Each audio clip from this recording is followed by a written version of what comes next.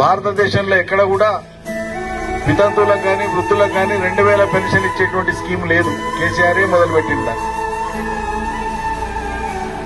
రైతాంగానికి రైతు బంధు అనే పథకం తీసుకొచ్చి ఎదురు పెట్టుబడి పెట్టింది, వ్యవసాయ రంగాన్ని నిలబెట్టింది కేసీఆర్.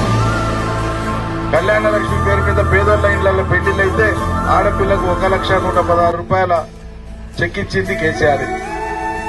ఇట్లా చెప్పుకుంటూ పోతే అనేకం ఉన్నాయి. అనేకం చేసిన పుట్టిన బిడ్డ కానుంచి, కడుపులున్న బిడ్డ కానుంచి, కనే వరకు, అంగన్వాడీ పోయే వరకు, బడికి పోయే వరకు, రెసిడెన్షియల్ స్కూల్ కానుంచి, ఉన్నత విద్య కానుంచి అనేక రకాలుగా ప్రభుత్వ రంగంలోనే ప్రజలకు అన్ని వసతులు ఉండేటట్టుగా ఒక్కొక్క మెట్టు చేసుకుంటూ వచ్చినాం.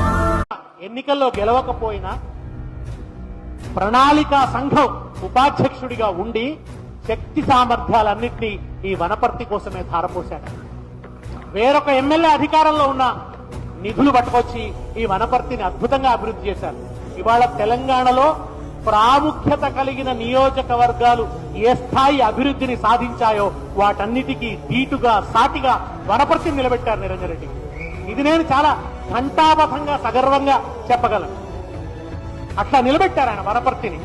నిజానికి ఆయన ఈ వనపర్తి ఒక కరువు జిల్లా, కరువు వనపర్తిని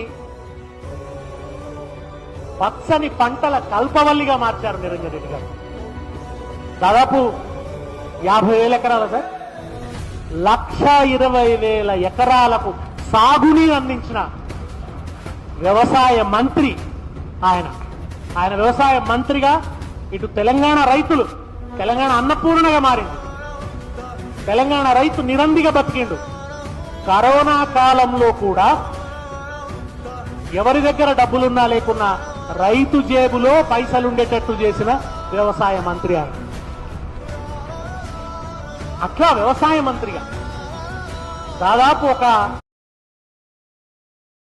రామసక్కని కేసీఆర్ రాజ్యమేలే రోజులల్లా, ఏ